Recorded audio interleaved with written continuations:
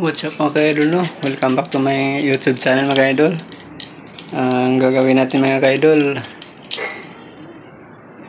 2 box mga ka-idol. May nag-request na ano daw sukat ng box ko.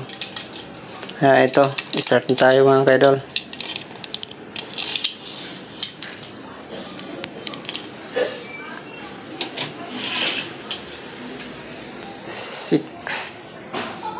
Ito yung box natin mga idol. Ang kalapad niya ay 16 inches.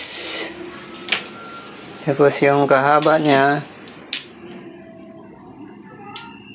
sa 15.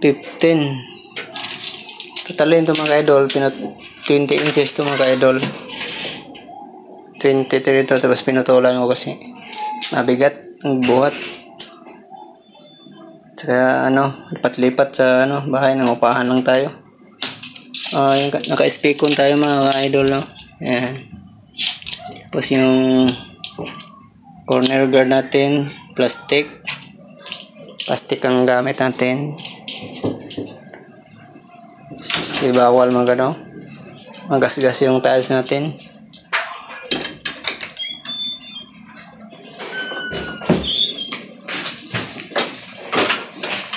Tapos ito, sukat natin ito sa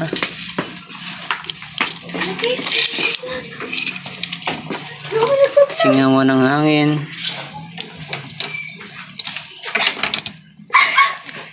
Nine inches. Tapos dito, gitna na lang to dito yung design natin. Yung dito, sukat natin dito ay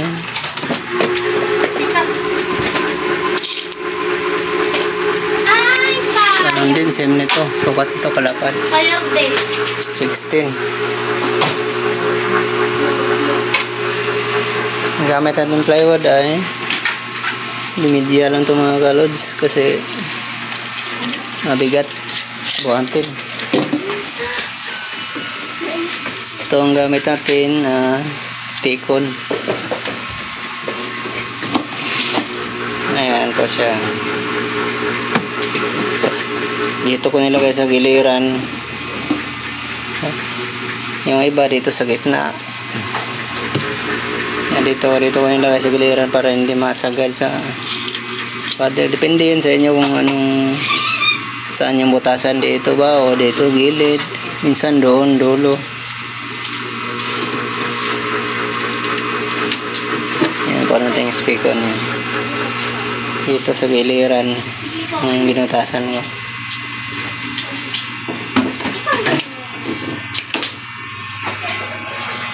Yan yung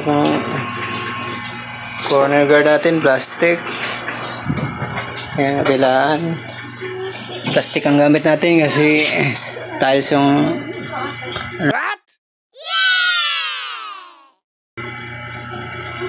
itong speaker natin mga kalods, 15 inches to.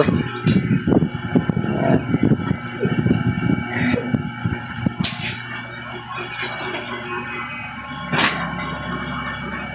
Ito yung wire nya.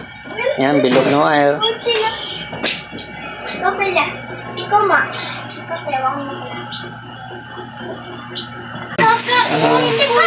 Hanggang dito lang yung video natin mga kalods. Sana pick up nyo sabi ko sa inyo.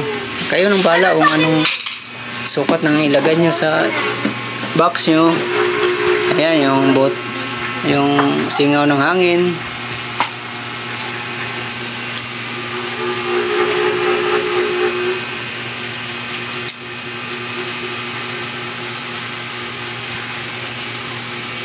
Yan yung singaw ng hangin natin. Tapos yun, may slanting dun sa dulo. Bali 4 inches yung dulo. Slanting sa loob. Okay na ka-idol. Nandito lang yung video natin. At ingat tayo palagi. God bless sa inyo.